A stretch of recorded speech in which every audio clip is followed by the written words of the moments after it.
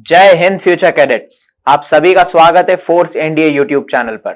और जैसा कि आप सभी जानते हैं भाई, हम जो है लास्ट लेक्चर तक पूरा ट्रिग्नोमेट्री कंप्लीट कर चुके थे और अब से जो है इस लेक्चर से हम हमारा नेक्स्ट और अगर पूरे पेपर का देखा जाए तो सबसे बड़ा टॉपिक स्टार्ट करेंगे जो कि है अलजेब्रा। हमारा टारगेट 21 अप्रैल है, आप सभी जानते हैं। और उस 21 अप्रैल के पेपर में हमें यह चीज पता है भाई कि मैथ्स जो है सबसे ज्यादा वेटेज रखेगा और मैथ्स में भी जो सबसे ज्यादा वेटेज रखने वाला टॉपिक है वो कौन सा है? अलजेब्रा।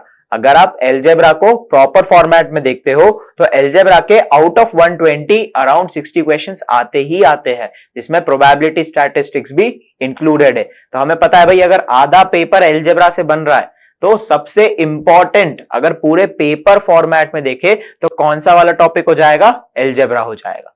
ठीक है, तो चलिए भाई हम जो है आज से शुभारंभ करेंगे अलजेब्रा का और हमारी 21 अप्रैल वाली जर्नी को आगे बढ़ाएंगे। और इस जर्नी के साथ चलते चलते हम जल्दी जो है हमारा पेपर निकालेंगे।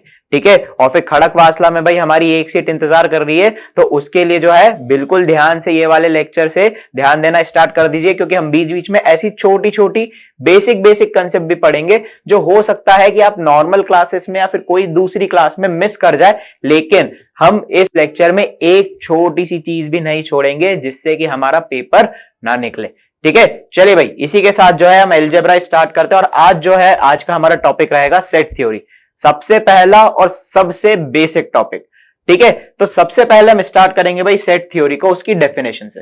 देखो भाई सेट होता क्या है? A collection of certain and well defined things और objects is known as a set.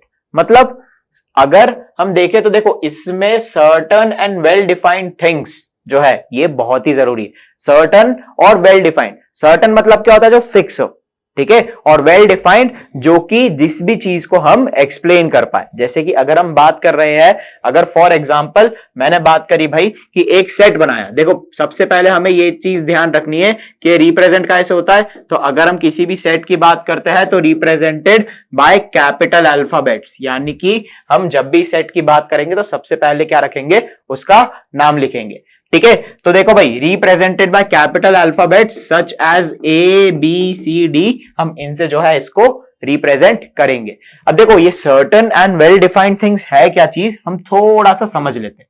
जैसे कि मैंने बोला कि यार एक कलेक्शन है, मुझे कलेक्शन बनाना है और उसमें जो है हमें एनडीए का कोर्स चाहिए। क्या चाहिए? एनडीए का कोर्स। तो हमें पता है कि अगर कोई बच्चा इंदौर का है तो इंदौर के बच्चे के लिए भी सेम टू सेम कोर्स होगा, जिसमें मैथ से लेकर बाकी सारे सब्जेक्ट्स आएंगे और टॉपिक्स भी वही रहेंगे। अगर वही बच्चा मुंबई का है या फिर बैंगलोर का है या फिर और इस देश के कोई से भी पार्ट का है या फिर इस दुनिया के कोई से भी पार्ट का है, अगर वो एनडीए देना चाह रहा है तो हमें पता है भाई उसके लिए कोर्स बिल्कुल सेम रहेगा। मतलब क्या? हमारा कोर्स कैसा है? सर्टेन। और हमें पता है कोर्स में सारे के सारे टॉपिक्स हमें दिए हुए होते हैं, हमने कई बार नोटिफिकेशन देखा है। और सारे के सारे टॉपिक्स कैसे रहेंगे भाई? वेल डिफाइंड रहेंगे। तो मैं एक क्या कर सकता हूं? कोर्स का जो है क्या बना सकता हूं? एक कलेक्शन बना सकता हूं। अब आप बोल दोगे ठीक है सर, ऐसे तो हम किसी भी चीज का कलेक्शन बना देंगे। अगर हमें हमारी कॉपी का ही कलेक्शन बनाना है या फिर हमारे जो इलेक्ट्रॉनिक डिवाइसेस है अगर उनका कलेक्शन बनाना था वो भी बना सकते हैं। तो ऐसे तो कोई भी कलेक्शन बना दो, दुनिया का कोई सा भी कलेक्शन बना दो, वो सेट हो जाएगा। लेकिन ऐसा होगा क्या? नहीं। क्यों? क्योंकि अगर हम ध्यान से देखें, जैसे कि हम एक बात करते, मैं एक कलेक्शन बनाना चाह रहा हूं और कलेक्शन क्या है? कलेक्शन में मैं बोलूंगा कि भाई हमारा जो फेवरेट सब्जेक्ट है, जो फेवरेट सब्जेक्ट्स है, ठीक है, उनका कलेक्शन। अब जैसे कि मेरा अगर फेवरेट सब्जेक्ट मैथ्स और फिजिक्स है तो मेरा कलेक्शन किसका हो जाएगा? मैथ्स और फिजिक्स का। वहीं पर अगर कोई पर्सन हुआ जिनका जो फेवरेट सब्जेक्ट है वो अगर हिस्ट्री और ज्योग्राफी हो गए तो उनका कलेक्शन और मेरा कलेक्शन तो अलग अलग हो गया। लेकिन हमारा नाम तो सेम है, डेफिनेशन तो सेम है। तो कलेक्शन कैसा होना चाहिए भाई? सर्टेन होना चाहिए, वेल डिफाइंड होना चाहिए और साथ ही में यूनिवर्सल भी होना चाहिए। इसमें हम एक वर्ड और ऐड कर सकते हैं, certain, well defined and universal things. ठीक है, यूनिवर्सली ट्रुथ होना चाहिए, सभी के लिए सेम होना चाहिए। जैसे कि अगर मैं बात करूंगा भाई कि मैंने एक स्टार्स का मुझे एक स्टार्स का कलेक्शन बनाना है, तो स्टार्स का कलेक्शन हमें पता है कि सारे के सारे स्टार्स तो भाई कोई भी ह्यूमन ले लो, कोई सा भी जानवर ले लो, उसके लिए सेम ही होंगे, ऐसा तो है नहीं। लेकिन अगर मैं बात करूंगा कि मेरे फेवरेट एक्टर का या फिर बेस्ट मिमिक्री आर्टिस्ट का या फिर ऐसे किसी भी चीज का मुझे कलेक्शन बनाना है जो कि पर्सन टू पर्सन वैरी कर सकती है, तो हम उसको सेट नहीं बोलेंगे। जैसे कि इसके कुछ एग्जांपल्स देख लेते हैं भाई। सबसे पहले हम सेट ए देख सकते हैं जो कि 1 2 3 4 और 5 के बराबर हो जाएगा। ठीक है, अब देखो इसमें आपको एक चीज ध्यान रखना है कि जब भी हम सेट की बात करेंगे तो उसको कर्ली ब्रैकेट्स के अंदर में ही लिखेंगे। ठीक है, और इसको पढ़ेंगे कैसे? This is set A which is equal to 1 2 3 4 5 where 1 2 3 4 and 5 are set as element. क्या बोलेंगे इनको? एलिमेंट बोलेंगे। ठीक है, इसी तरीके से अगर मैं एक नेचुरल नंबर का, अगर इनकेस मैंने एक नेचुरल नंबर का सेट बनाया तो नेचुरल नंबर कहां से होते भाई? 1 2 3 4 ऐसे जाते जाते जाते जाते। ठीक है, तो ये सेट कौन सा हो जाएगा भाई? नेचुरल नंबर का n। इसी तरीके से कुछ और यूनिवर्सल सेट होते हैं जो हमारे काम के होंगे और अब हम उनको देखेंगे। देखो भाई, नेचुरल नंबर को हम हमेशा जो है n से रिप्रेजेंट करेंगे। ठीक है, ये वाला जो हमने अल्फाबेट है वो नेचुरल नंबर्स को दे रखा है। इसी तरीके से अगर हम हमारे इंटीजर्स की बात करते तो इंटीजर्स को रिप्रेजेंट करा जाता है z से। अब देखो इंटीजर्स के बाद जाते तो हमें पता है कौन से नंबर्स आते हैं भाई? Rational numbers. ये क्या हो जाएगा? Set of integers. और ये क्या हो जाएगा भाई? Set of rational numbers.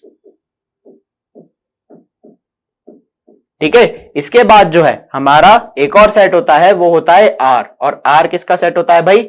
Real numbers का। किसका सेट होगा? हमारा रियल नंबर्स का। ठीक है, तो ये जो है हमारे रिस्पेक्टिव सेट है। अब देखो अगर मैं बात कर रहा हूं पॉजिटिव इंटीजर्स की, तो पॉजिटिव इंटीजर्स मतलब z का पार्ट होंगे लेकिन क्या रहेंगे? प्लस। तो हम इसको कैसे रिप्रेजेंट करेंगे? z plus. और ये किसका सेट हो जाएगा? Positive integers. किसका हो जाएगा भाई? Positive integers. ठीक है, तो हमें पता चला कि सेट क्या होता है भाई? सेट एक कलेक्शन होता है जो कि सर्टेन और वेल डिफाइंड चीजों का होता है और साथ ही में ये सभी के लिए, इस दुनिया में कोई भी पर्सन हो उसके लिए बिल्कुल वही रहेगा। ठीक है, जैसे नेचुरल नंबर हमें पता है कोई भी पर्सन बोल ले, नेचुरल नंबर 1 2 3 4 ही रहने वाले हैं। अगर इंटीजर की बात करेंगे तो इंटीजर जो है माइनस इंफिनिटी से आएंगे, -3 -2 -1 0 1 2 3 और फिर इंफिनिटी तक जाते जाएंगे। तो ये सारे नंबर्स क्या हो जाएंगे? इंटीजर्स। फ्रैक्शंस को इनमें मिला दो तो फ्रैक्शंस क्या हो जाएंगे भाई? रैशनल नंबर्स बना लेंगे। और अगर इसमें इरैशनल नंबर्स को भी मिला दो तो रियल नंबर्स बन जाएंगे। सभी के लिए सेम होता है तो इसमें कोई दिक्कत नहीं होगी हमें। ठीक है, और अब देखो इसमें एक चीज और ध्यान रखना। देखो भाई, हम एक तरीके से सेट को और रिप्रेजेंट कर सकते हैं। हम बात करेंगे डब्बे की। कभी भी आपने देखा होगा कि अगर आप स्कूल जाते हो या फिर कहीं पर भी जाते थे तो आप पहले अपना बैग जमाते थे या फिर जो भी आप अपने साथ लेके जा रहे हो वो सारी चीजें उस बैग में रखते थे। ठीक है, तो वो बैग क्या हो जाएगा? आपके लिए एक सेट हो जाएगा। तो अभी हम जब भी बात करेंगे सेट की तो हम सेट को एक डब्बे से भी रिप्रेजेंट कर सकते हैं जिसमें हम ढेर सारी चीजें डालने वाले हैं। चलिए ठीक है, अब देखो अब हमने सेट पढ़ लिया, अब क्यों ना इसको रिप्रेजेंट कैसे करते वो समझ ले। तो देखो भाई, सेट को दो तरीकों से रिप्रेजेंट किया जाता है। उसमें से सबसे पहला फॉर्मेट कौन सा है? Roster form. अब आप लोग बोलोगे कि सर ये रोस्टर फॉर्म है क्या चीज? देखो, रोस्टर फॉर्म होगा writing of elements in their original form. देखो जैसे कि अगर मैं बात कर रहा हूं a इज इक्वल टू 1 2 3 4 5, तो हमें पता है कि 1 2 3 4 और 5 ये सभी के सभी क्या हो जाएंगे? एलिमेंट्स हो जाएंगे सेट A के। इसी तरीके से अगर मैं कोई सेट B बना देता हूं, यहां पर सेट B, इसको बोला A B C D और E के बराबर। ठीक है, तो ये क्या हो जाएंगे भाई? इसके एलिमेंट्स हो जाएंगे। तो रोस्टर फॉर्म क्या होता है? Writing of elements in their original form. और दो तीन एग्जांपल हम ले सकते हैं। A is equal to 1 2 3 4 5। ठीक है, और साथ ही में अगर हम बोलना चाहते हैं तो I इज इक्वल टू ऐसा लिख सकते हैं। I कौन सा हो जाएगा? I या फिर Z ले लो, Z ज्यादा अच्छा रहेगा। इंटीजर्स माइनस इंफिनिटी से लेकर डैश डैश डैश डैश -3 -2 -1 0 1 2 और डैश डैश डैश। ये कौन सा सेट हो गया है भाई हमारा? ये इस टाइप का फॉर्मेट जिसमें हम एलिमेंट्स को उन्हीं के ओरिजिनल फॉर्म में लिख रहे हैं, वो क्या हो जाता है? हमारा रोस्टर फॉर्म। अब इसी के साथ जो है हमारा दूसरा पैटर्न बनता है जो कि कौन सा होता है? Set builder. देखो यहां पर तो हम ओरिजिनल फॉर्म में लिख रहे हैं। अब यार इधर हमारे पास इनफाइनाइट नंबर ऑफ एलिमेंट्स है। अगर ऐसे इनफाइनाइट नंबर ऑफ एलिमेंट्स होने लगे तो हम एक एक को तो सेट में रिप्रेजेंट कर नहीं पाएंगे, नहीं तो हमारा डब्बा इतना बड़ा होगा कि हम उसको डिफाइन करके किसी को बता ही नहीं सकते। लेकिन वहीं पर अगर मैं इनकी कोई कॉमन प्रॉपर्टी लिख देता हूं, ठीक है, अगर मैंने इनकेस इनकी कोई कॉमन प्रॉपर्टी लिख दी तो फिर तो मेरा काम हो जाएगा। कैसे? क्योंकि कम स्पेस में ही हम पूरे के पूरे बॉक्स को या फिर पूरे के पूरे सेट को डिफाइन कर देंगे। तो इसीलिए हमने कौन सा मेथड बनाया है भाई? Set builder. और इसमें क्या करते हैं भाई? Representation by writing of common properties of elements. देखो कैसे, अगर मैं फर्स्ट वाले सेट की ही बात करता हूं जो कि था हमारा a इज इक्वल्स टू 1 2 3 4 और 5, तो अगर आप ध्यान से देखो तो यहां पर तो 5 एलिमेंट है, लेकिन सोचो ये 5 की जगह पर 50 होते, अगर 50 होते अप टू 50, तो एक एक एलिमेंट लिख पाए क्या? हम नहीं लिख पाए। लेकिन अगर हम इसको प्रॉपर फॉर्मेट में लिख दे जिसमें प्रॉपर्टीज को जो है हम डिफाइन कर देंगे तो हमारा काम बड़ा आसान हो जाएगा। तो देखो जो हमारा ए सेट है मैं उसको ऐसा लिख सकता हूं ना, x सच दैट, अब ये x क्या है? x इसके किसी भी एक एलिमेंट को जो है क्या करेगा? डिफाइन करेगा। और हमें एक चीज पता है कि अगर ऐसा डिफाइन कर रहा है तो क्या हो जाएगा भाई? देखो ये सारे के सारे क्या है? नेचुरल नंबर्स है, तो मैं ऐसा बोल सकता हूं ना, x belongs to natural number, बोल सकते हैं, ठीक है। नेचुरल नंबर में हमारे दिमाग में जैसे ही हमने नेचुरल नंबर देखा हमारे दिमाग में आया क्या? 1 2 3 4 5 6 जाते जा रहे। लेकिन ये ऐसा हो रहा है क्या कि इनफाइनाइट तक जा रहे? नहीं, कहां पर रुक रहे? 50, ठीक है। तो मैं ऐसा बोल सकता हूं ना, x belongs to n and x is less than 51 या फिर x इज लेस देन और इक्वल टू 50, मतलब कि नेचुरल नंबर भी और 50 से छोटा या फिर बराबर होना चाहिए। तो इसमें तो केवल और केवल ये एलिमेंट्स है जो हमारे पास सेट ए में दे रखे हैं, and these elements would be forming our set A, so we just wrote the common properties of all these elements. हमने क्या करा? इनकी कॉमन प्रॉपर्टी यहां पर लिख दी, ठीक है। तो इस तरीके से हम किसी भी रोस्टर फॉर्म वाले सेट को सेट बिल्डर में कन्वर्ट कर सकते हैं और वाइस वर्सा भी बिल्कुल कर सकते हैं। जैसे देखो भाई, अगर आपको बोल रखा है कि एक सेट दे रखा है B और ऐसा बोल रखा है x such that x belongs to n and x is equal to n square, ठीक है। और यहां पर बोला है n बिलोंग्स टू n, मतलब क्या? जो हमारा x है वो क्या हो जाएगा? किसी भी एक नेचुरल नंबर का परफेक्ट स्क्वायर। तो ये सेट जो है, देखो x belongs to n natural number होना चाहिए। दूसरी चीज, x जो है n स्क्वायर के बराबर होना चाहिए, जहां पर n क्या है? एक नेचुरल नंबर को बिलोंग कर रहा है, यानी कि मैं n की जगह पर नेचुरल नंबर के एलिमेंट्स डाल सकता हूं, 1 2 3 4 5 6, ये वाला जो साइन है बिलोंग्स टू का होता है, ठीक है। तो ये क्या हो जाएगा भाई? b इज इक्वल्स टू, मैंने जब n की जगह पर 1 डाला तो मेरे पास क्या आ गया? 1, फिर क्या आ जाएगा? 4, फिर क्या आ जाएगा? 9 16 25, और ऐसे करके ये जाता जाएगा इनफाइनाइट तक। इसका मतलब क्या? सारे के सारे परफेक्ट स्क्वायर्स का हमने सेट बना लिया। तो किसी भी रोस्टर से सेट बिल्डर और सेट बिल्डर से रोस्टर हम इस तरीके से जो है कन्वर्ट कर सकते हैं, ठीक है। चलिए भाई, इसी के साथ जो है अब हम हमारे नेक्स्ट टॉपिक पर आते हैं और अब हम कुछ टाइप्स की बात कर लेते हैं। तो इनमें जो सबसे पहला टाइप है वो कौन सा है? Finite set. फाइनाइट सेट मतलब क्या? A set containing finite elements. जैसे कि हमने किसी भी सेट की बात कर दी कि भाई एक सेट है जिसमें हम सभी के सभी नंबर्स को अप टू 100 वाले, अप टू 100 सभी के सभी नेचुरल नंबर्स को डाल देंगे, ठीक है। तो वो क्या हो जाएगा? हमें पता है उसमें नंबर ऑफ एलिमेंट्स कैसे रहेंगे भाई? फिक्स रहेंगे। और अगर नंबर ऑफ एलिमेंट्स फिक्स है तो इसका मतलब जो है उसका क्या हो जाएगा? उसका हमें पता है कि अगर नंबर ऑफ एलिमेंट्स फिक्स है तो वो कैसा? फाइनाइट नंबर हो जाएगा, और वो सेट कौन सा कहलाएगा? Finite set. इसी तरीके से अगर नेचुरल नंबर, होल नंबर और इंटीजर्स वाले सेट की बात करोगे तो ये क्या हो जाएंगे भाई? Infinite set. अब देखो, एक चीज होती है number of elements. Number of elements का भी कुछ ना कुछ नाम या फिर कुछ ना कुछ हमें स्पेसिफिकेशन देनी पड़ेगी। तो नंबर ऑफ एलिमेंट्स को हम क्या बोलेंगे? Cardinal number. क्या बोलेंगे भाई? नंबर ऑफ एलिमेंट्स को कार्डिनल नंबर, ठीक है। ये जो है कार्डिनल नंबर, ये किसको रिप्रेजेंट करेगा? Number of elements. Number of elements in any particular set is known as its cardinal number. तो जब भी हम नंबर ऑफ एलिमेंट्स की बात करेंगे तो बात किसकी होगी? कार्डिनल नंबर की, ठीक है। अब बात करेंगे हम सिंगलटन। सिंगलटन, देखो इसको अलग कर दो, क्या हो गया? सिंगल टन, ठीक है। मतलब क्या? ऐसा जो कि सिंगल है, ऐसा सेट जो कि सिंगल है। और सिंगल मतलब क्या? अकेला। यानी कि ऐसा सेट जिसका कार्डिनल नंबर 1 है या फिर जिसमें केवल और केवल एक एलिमेंट है। जैसे कि मैंने बोला भाई कि एक सेट बना देता हूं ए और इसमें केवल और केवल अभी क्या है? एक एलिमेंट है 1, तो ये क्या हो जाएगा? सिंगलटन। जैसे कि अगर हम इस वीडियो का सेट बनाएं, ठीक है, इस वीडियो का मैंने सेट बनाने की कोशिश करी और मैंने बोला all the humans present in this video, तो इसमें अभी हाल फिलहाल में केवल और केवल मैं प्रेजेंट हूं, तो ये क्या हो जाएगा भाई? एक हमारा सिंगलटन सेट। सिमिलर फॉर्मेट में आप जहां पर बैठे हो, ठीक है, जहां पर बैठे हो, तो आप जहां पर भी बैठे हो और जहां से वीडियो देख रहे हो, तो उस जगह का अगर एक सेट बनाना चाहते तो वो उस स्पेसिफिक जगह का एक ही सेट बनेगा। ठीक है, जैसे मैंने एक सेट बनाया कि जिसमें कैपिटल ऑफ इंडिया की बात हो रही है, ठीक है, तो उसमें केवल और केवल एक ही सिटी आएगी जिसका नाम क्या रहेगा? न्यू दिल्ली। ठीक है, तो सिंगलटन सेट मतलब क्या? जिसका a set consisting of single element या फिर जिसका कार्डिनल नंबर जो है, इसको हम ऐसा भी बोल सकते हैं, cardinal number is equal to 1। अगर ऐसा हो रहा है तो हमारा जो सेट है वो कैसा कहलाएगा? Singleton set. सिमिलर फॉर्मेट में अगला होगा नल सेट। देखो नल सेट जो है, नल मतलब क्या होता है? खाली। ठीक है, नल मतलब क्या होता है? खाली, जिसके पास कुछ भी नहीं है।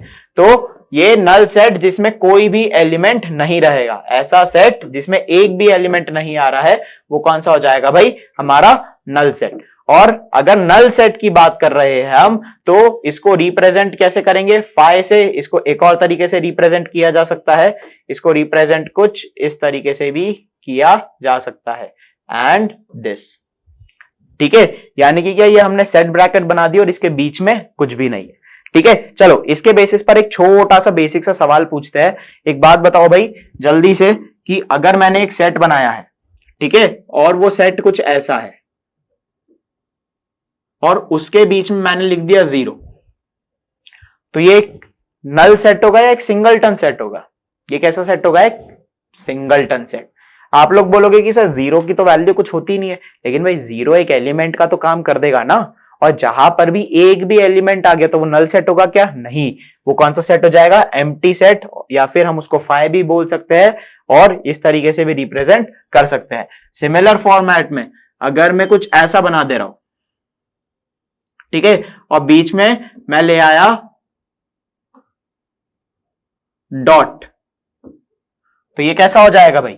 ये हो जाएगा हमारा सिंगलटन सेट, ना कि नल सेट। वहीं पर अगर मैं बात कर रहा हूं भाई, मैंने इसके अंदर फाइ को रख दिया, तो ये फाइ भी क्या है? फाइ भी तो एक एलिमेंट का काम कर रहा है। अगर इन ब्रैकेट्स के बीच में कुछ भी आ गया, एक परिंदे ने जरा सा पर भी मार दिया, तो नल सेट नहीं होके वो क्या हो जाएगा? Singleton set.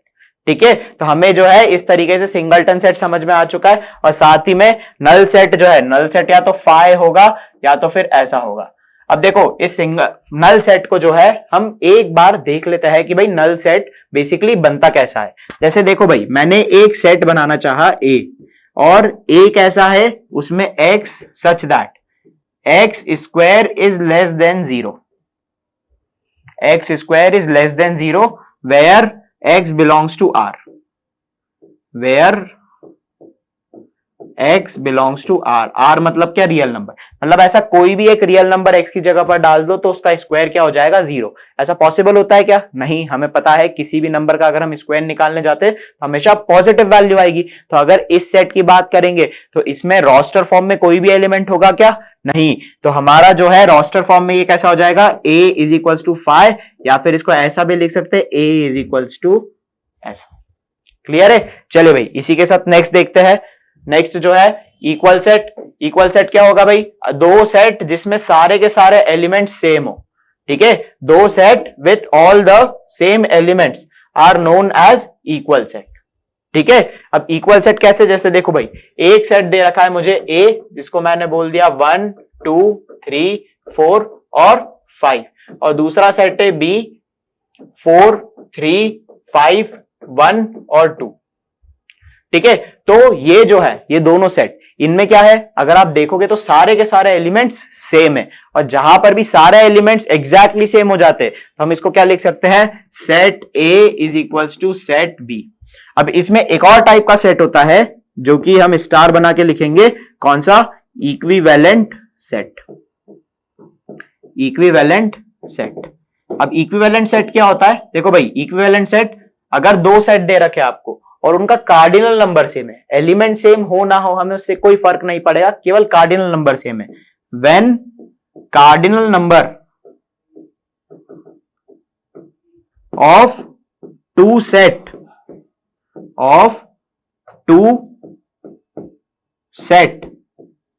Are equal. ठीक है, एग्जाम्पल देखे भाई, एग्जाम्पल जैसे देखो, एक सेट ए लिया, एक सेट सी लिया, 2 4 6 8 10। ठीक है, तो ए और सी कैसे हो जाएंगे? इक्विवेलेंट सेट, और हम इसको रिप्रेजेंट कैसे करेंगे? A is equivalent to C. Clear है? अब देखो एक बात बताओ, जैसे कि अगर एक सेट है ए, ठीक है, जैसे इमेजिन करो कि आप जो है एक बड़े से एनडीए के हॉल में बैठे हो, जहां पर डाइनिंग हॉल है हमारा, जिसमें बहुत सारे बच्चे आते हैं। ठीक है, सारे के सारे जो कैडेट्स होते हैं वहीं पर बैठ के खाना खाते हैं, आपको पता ही है ना। और अगर पूरे इंडिया की सबसे बड़ी मेस देखे तो वो एनडीए में ही बनी हुई है। तो इमेजिन करो कि आप उस मेस में बैठे हुए हो और आपको बैठे बैठे दिमाग में आया कि क्यों ना इस मेस का एक सेट बनाया जाए। तो आपको पता है कि उस मेस में ढेर सारी चेयर्स रहेगी, है ना, और सिमिलरली ढेर सारी टेबल्स रहेगी, ग्लासेस कप्स से लेकर हर एक जो क्रॉकरी है वो काफी सारी रहेगी। ठीक है, और साथ ही में जो है हमारा जो उसमें बेसिक पेंटिंग्स होती है वो कई सारे अलग अलग टाइप की होगी। तो एक बात बताओ, अगर आप वहां पर रखी हुई चीजों का सेट बनाते हो, तो जैसे एक चेयर रखी हुई हो, 1000 चेयर रखी हुई हो, आप बोलोगे तो उसको चेयर ही। और अगर हम एलिमेंट की बात करेंगे तो एलिमेंट में क्या हो जाएगा? वो जो एक चेयर है, एक चेयर है 1000 चेयर, तो उसमें चेयर को एक बार लिखो या फिर 1000 बार लिखो, वो क्या हो जाएगा? केवल और केवल एक एलिमेंट काउंट होगा। क्यों? क्योंकि हम यहां पर types of things being kept in the NDA dining room की बात कर रहे हैं। ठीक है, तो हमें यह समझ में आया इससे कि अगर एक सेट हमने बोला P, और P में जो है 1 2 3 1 4 8 और 6, ठीक है, अगर इसके एलिमेंट्स गिनोगे तो वैसे गिनोगे तो आपको 7 लग रहे होंगे, लेकिन एक्चुअल में इसका कार्डिनल नंबर या फिर एलिमेंट्स कितने हो जाएंगे भाई? एलिमेंट्स हो जाएंगे 6, और इसको हम रिप्रेजेंट करते हैं n ऑफ p, यानी कि number of elements in set p।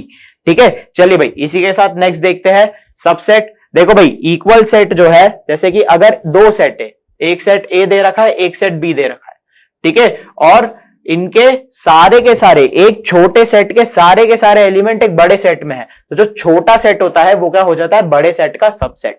मतलब क्या? जैसे कि अगर एक सेट A है, A इज इक्वल टू बोला मैंने 1 2 3 4 और 5, दूसरा एक है B को बोला 1 2 3 4 dash dash dash up to 10। तो देखो भाई, A का हर एक एलिमेंट B में प्रेजेंट है ना, और अगर ऐसा हो रहा है तो ये क्या हो जाएगा भाई? A is subset of B, और इसको रिप्रेजेंट करते हैं हम A is subset of B। ये वाला जो साइन है ये हमारा सबसेट का साइन होता है। ठीक है, और अगर वहीं पर हम सबसेट की बात करेंगे तो हमें पता चलेगा कि जो सबसेट होता है वो A होगा B का। क्यों? क्योंकि जो भी छोटा होगा वो बड़े का क्या हो जाएगा? सब्स्टिट्यूट। तो अगर बड़े की बात करें हम, तो वो भी तो छोटे का कुछ ना कुछ होना चाहिए। तो देखो भाई, अगर आप किसी के सब्स्टिट्यूट हो, जैसे कि आप लेफ्टिनेंट रैंक पर जब अपने आर्मी में लगोगे, तो आपके सुपीरियर कौन होंगे भाई? आपके सुपीरियर होंगे कर्नल, और आप कर्नल सर के या फिर कमांडिंग ऑफिसर के क्या रहोगे? सब्स्टिट्यूट। ठीक है, या फिर हम बोल सकते हैं एक छोटी रैंक जो कि आप उनसे जूनियर रहोगे, तो वो क्या हो जाएंगे? आपके सुपीरियर। तो इसी तरीके से अगर ए जो है वो क्या हो गया है भाई? सब सेट हो गया है। क्या हो गया है? सब सेट। तो जो बी है वो क्या हो जाएगा भाई हमारा? वो हो जाएगा सुपर सेट। अगर ये सबसेट तो ये सुपर सेट। और इसको हम इस साइन के हिसाब से भी देख सकते हैं, जो भी इसके इस साइड पर रहेगा वो हो जाएगा सुपीरियर, और यहां पर जो है कौन? जूनियर। ठीक है, तो जब भी हम बात करेंगे तो हमें एक चीज ध्यान रखनी है कि सबसेट में अगर दो सेट है तो हर एक पहले वाले सेट का अगर हर एक एलिमेंट दूसरे में है तो वो क्या हो जाता है? पहला वाला दूसरे का सबसेट, और दूसरा वाला पहले का क्या हो जाएगा? Super set. ठीक है, इस एग्जांपल से आपको और अच्छे से समझ में आ जाएगा। ठीक है, अब देखो, अगर इनकेस हम बोल देते हैं कि दो सेट है, एक सेट है P और एक सेट है Q। ठीक है, if P is subset of Q and if Q is also subset of P, अच्छा, दोनों एक दूसरे के सबसेट हो गए, मतलब क्या हो जाएगा, इसका मतलब ये होगा कि ये दोनों कैसे हो जाएंगे भाई, बराबर हो जाएंगे। कैसे सेट हो जाएंगे, इक्वल सेट। और ये जो है हमारे लिए one of the most important points रहेगा इस पूरे लेक्चर का, कि अगर दो पॉइंट्स या फिर दो सेट एक दूसरे के सबसेट हो रहे हैं तो वो दोनों आपस में क्या हो जाएंगे, इक्वल हो जाएंगे। ठीक है, इसी तरीके से आपको एक चीज ध्यान रखना है, देखो जैसे कि अगर आप कहीं पर जाते हो तो आपको पता है कि आप जो है खुद के भी सब्स्टिट्यूट हो सकते हो, तो सेट में भी same to same concept use होता है, और हम यहां पर लिखते हैं every set is subset of itself. Every set is subset of itself. ठीक है, चले भाई, इसी के साथ जो है एम्प्टी सेट का भी देखो, एम्प्टी सेट सभी का छोटा भाई रहेगा। अगर हम सबसेट की बात करें तो हम इनको भाइयों की टर्म्स में भी लिख सकते हैं, ये छोटा भाई ये बड़ा भाई। ठीक है, और छोटे भाई की हर एक क्वालिटी बड़े भाई में होगी, भलाई से इसका उल्टा जरूरी हो या ना हो। ठीक है, तो आपको एक चीज और ध्यान रखनी है कि जो एम्प्टी सेट है वो हर किसी का क्या होता है भाई, सबसेट हो जाता है। ठीक है, अब बात करेंगे पावर सेट की। देखो इसके पहले, पावर सेट के पहले जो है हमें एक चीज का ध्यान रखना है, पावर सेट के पहले हम बात करेंगे हमारे प्रॉपर सबसेट की। ठीक है, या फिर प्रॉपर सबसेट के साथ ही जो है number of subset of any set की बात करते हैं। Number of subset of any set. अब मैं बोल देता हूं कि भाई मुझे ए के जो है सबसेट बनाना है। ठीक है, तो सबसेट कौन कौन से, सबसे पहला तो नल हो जाएगा, है ना। उसके बाद जिन जिन सेट में ये सारे एलिमेंट सिंगल सिंगल आएंगे वो हो जाएंगे, फिर इनका डबल डबल भी आ जाएगा तो भी हो जाएगा, तीन तीन के कॉम्बिनेशन, चार चार के कॉम्बिनेशन और पांचों के पांचों, ये सारे सबसेट। और अगर आप इनकेस इनको टोटल करोगे तो अगर मैं इसमें मान लेता हूं कि n नंबर ऑफ एलिमेंट्स है तो इसके नंबर ऑफ सबसेट कितने हो जाएंगे, 2 की power n। Number of subset of any set is equal to 2 की पावर n, और यहां पर n क्या होगा भाई, n is equals to cardinal number. n is equals to क्या हो जाएगा, कार्डिनल नंबर। ठीक है, n इज इक्वल्स टू क्या हो गया, कार्डिनल नंबर, और 2 की पावर n जो है सारे सबसेट। और अगर इन सभी छोटे छोटे डिब्बों को, देखो सबसेट क्या है, छोटे छोटे डिब्बे हैं, इन सभी छोटे छोटे डिब्बों को बड़े से डिब्बे में बंद कर देंगे तो ये डिब्बा क्या बना लेंगे भाई, पावर सेट। और इसको हम रिप्रेजेंट करते हैं P ऑफ A से, a set of all possible subsets of a particular set is it's power set. और इसमें एलिमेंट्स कितने रहेंगे, 2 की पावर n। इसका कार्डिनल नंबर क्या रहेगा, 2 की पावर n। और यहां पर n जो है वो क्या होगा भाई, n would be number of elements in set A। चलिए भाई, इसी के साथ यूनिवर्सल सेट की बात करते हैं। ऐसा सेट जो कि अगर आपको 3 या फिर 4 या फिर 10 सेट भी दिए हुए हो, सभी का सुपर सेट हो। ठीक है, super set of all the given set is known as universal set and it is denoted by U। इसको डिनोट कैसे करेंगे हम, इस U से करेंगे। ठीक है, मतलब क्या, जैसे कि एक सेट है A इज इक्वल्स टू, मैं बोल देता हूं 1 2 3 4 अप टू 10। दूसरा सेट बोला B, ये हो जाएगा हमारा 9 10 11 अप टू 25। एक और सेट बोल दिया मैंने जो कि बोला भाई हो जाएगा हमारा 1 3 5 7 अप टू 99। तो और एक सेट बना दिया डी जो है वो हो जाएगा 1 2 3 4 अप टू 100। तो देखो भाई ये जो डी है ये ए का सुपर सेट है, ए के सारे एलिमेंट्स डी में आ रहे, तो ये क्या हो जाएगा, सुपर सेट। बी का भी सुपर सेट है, सी का भी सुपर सेट है। तो एक तरीके से ये जो डी है ये किसका रोल प्ले कर रहा है, यू का, और हम इसको जो है डिनोट कर सकते हैं यूनिवर्सल से। क्लियर है, नेचुरल नंबर्स भी सेम टू सेम इनका यूनिवर्सल सेट हो सकता है, मतलब ऐसा कोई भी सेट जो सभी का सुपर सेट हो वो क्या हो जाता है भाई, हमारा यूनिवर्सल सेट। चलिए भाई, इसी के साथ जो है हम एक छोटा सा टॉपिक और देख लेते हैं, प्रॉपर सबसेट। देखो भाई, जो भी अगर हम बात कर रहे हैं सबसेट की, ये हमने सारे सबसेट पढ़े, अगर इसमें से वो वाला सेट हटा दे जो कि हमारे गिवन सेट के बराबर हो तो वो क्या हो जाएंगे, प्रॉपर सबसेट। तो हमें एक चीज ध्यान रखना है भाई, number of proper subset is equal to क्या हो जाएगा, इज इक्वल टू हो जाएगा 2 की पावर n माइनस 1। और ये -1 किसको करा है, जो हमारा ए सेट था गिवन सेट उसको ही हमने हटा दिया। ठीक है, इसी के साथ जो है हमने सेट के सारे टाइप्स भी कवर कर लिए, और अब हम ऑपरेशंस देखेंगे। देखो भाई 5 ऑपरेशन होते हैं। सबसे पहला होता है union, intersection, difference, symmetric difference और कॉम्प्लीमेंट। ठीक है, एक एक करके देखते हैं और इसको जो है हम हमारे ड्राइंग वाले मेथड से करेंगे जो कि हमारा फेवरेट है। ठीक है, तो मैं बोल देता हूं ये भाई हमारे दो सेट है और इसमें जो बड़ा वाला डिब्बा है हम इसको बोल रहे हैं यूनिवर्सल सेट, जो छोटा वाला डिब्बा है इसको बोल देते हैं ए और इसको बोल देते हैं बी। ठीक है, अब देखो आपको दिख रहा होगा कि ये जो पूरा बड़ा वाला डिब्बा है ये कुल मिला के 4 पीसेस में बट रहा है। तो फर्स्ट वन हम सभी को नाम नेमिंग कर देते पी क्यू आर और ये जो बाहर वाला बाकी का बचा हुआ हिस्सा है इसको बोल देते हैं एस। ठीक है, अब देखो अगर आप बात करोगे यूनियन की तो यूनियन क्या बोलता है, अगर दो सेट है ए और बी तो या तो ए में हो या तो बी में हो, दोनों में ही हमें चल जाएगा। ठीक है, ए यूनियन बी किसके बराबर हो जाएगा, x such that x belongs to A और एक्स बिलोंग्स टू बी, और इसको रिप्रेजेंट कैसे करेंगे हम, यू से। अब देखो हमारी एक आदत है अगर हम कुछ भी पढ़ेंगे तो हम पहले उसका कुछ ना कुछ नाम रखेंगे। ये union, intersection, difference, symmetric difference और कॉम्प्लीमेंट थोड़े अजीब अजीब नाम नहीं लग रहे, क्यों ना इनके जो है कोशिश करे कि सभी के पेट नेम रख दे। देखो भाई हमने यूनियन का जो है पेट नेम रख रखा है और वो पेट नेम क्या है, पेट नेम रख रखा है हमने और। ठीक है, ये क्या है भाई हमारा पेट नेम। यूनियन को हम और भी बोलते हैं, यानी कि अगर दो सेट है ए और बी तो हमारा क्या हो जाएगा भाई, यूनियन ए यूनियन बी। देखो हम इसको ना एग्जाम्पल से भी जो है साथ में लेके चलते हैं। अगर आपके पास इनकेस ए यूनियन बी की आपको बात करनी है तो दो सेट दे रखे हैं, हमने दो सेट बोल दिए, ए इज इक्वल्स टू 1 2 3 4 और 5। ठीक है, बी इज इक्वल्स टू बोल देते हैं हम 2 4 6 8 और 10। ये दोनों सेट कैसे हो गए, इक्विवेलेंट सेट, हमने अभी थोड़ी देर पहले ही पढ़ा था। ठीक है, तो ए यूनियन बी ये बोलता है कि या तो ए में हो या तो ए में हो या तो बी में हो या फिर दोनों में ही हो।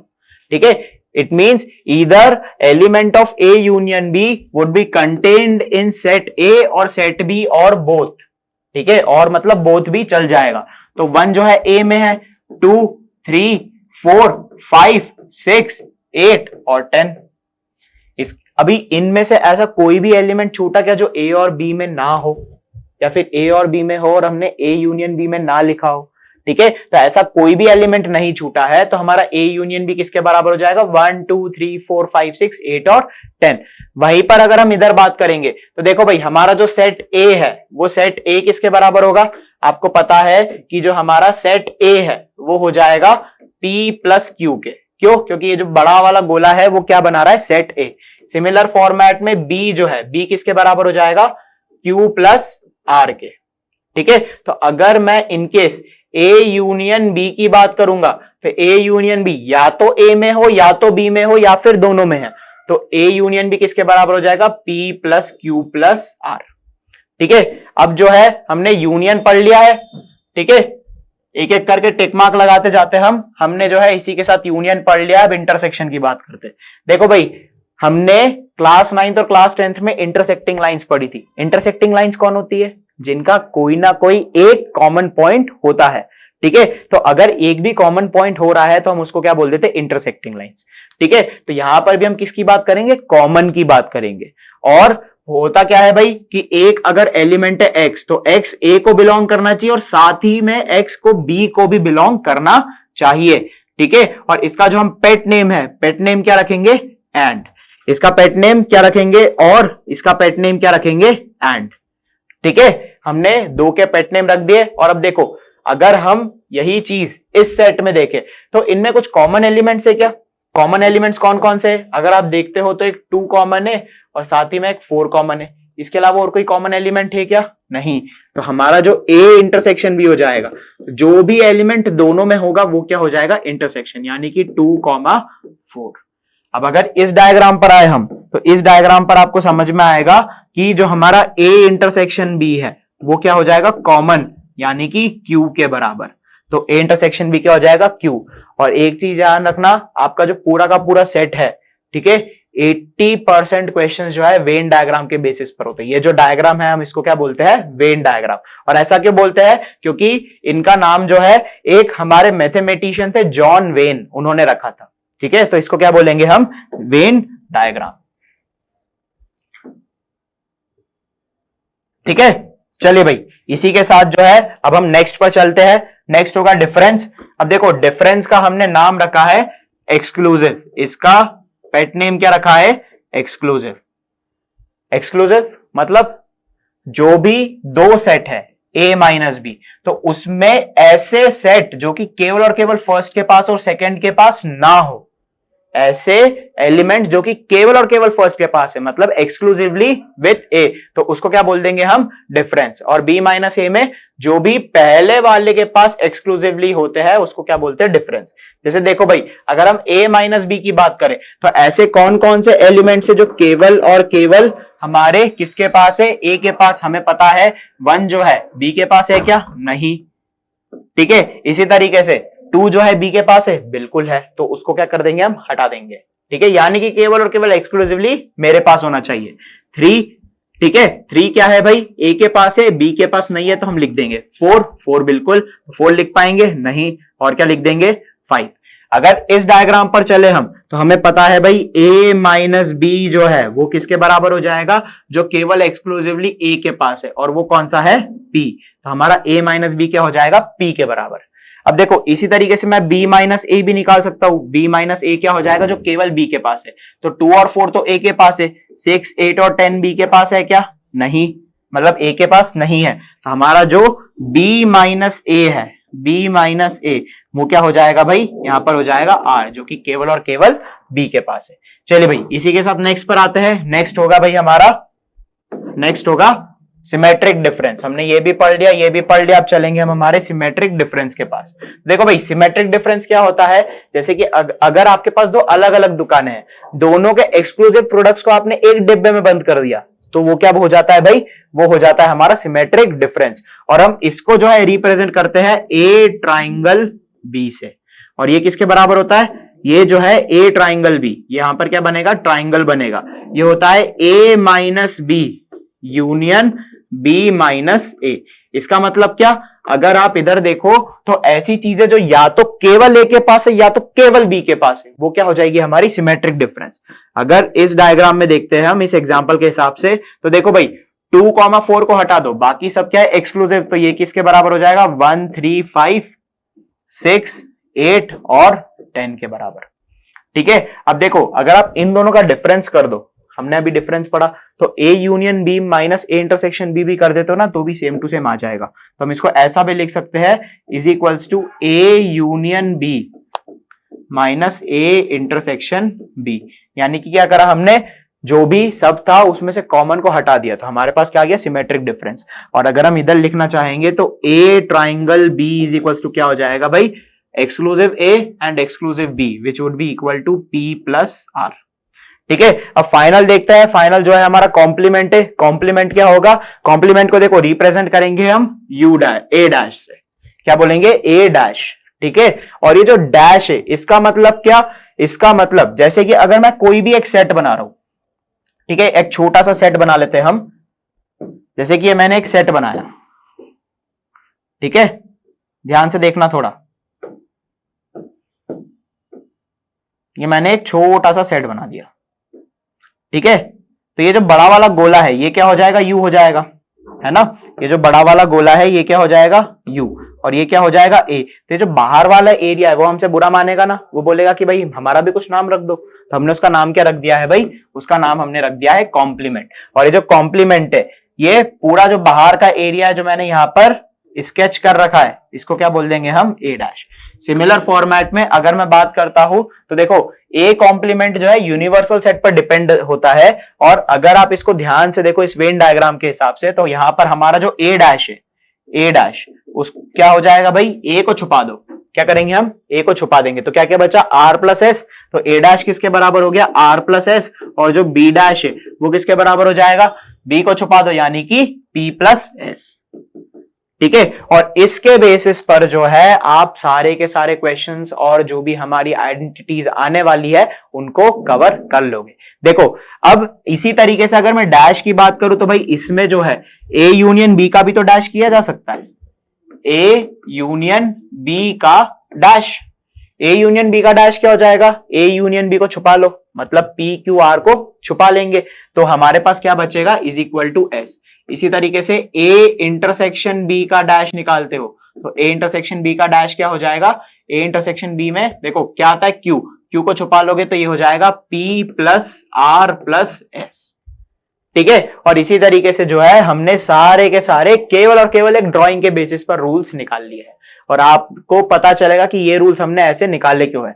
देखो भाई A dash intersection B dash, देखो क्या होगा, ए डैश इंटरसेक्शन बी डैश, इन दोनों में कॉमन क्या है, अगर ए डैश इंटरसेक्शन बी डैश देख रहे हैं तो इन दोनों में कॉमन है एस, तो ये किसके बराबर हो जाएगा एस, ये भी तो एस के बराबर है, ये दोनों बराबर हो जाएंगे। और अभी हम आने वाले टाइम में इसको एक लॉ के रूप में पढ़ेंगे।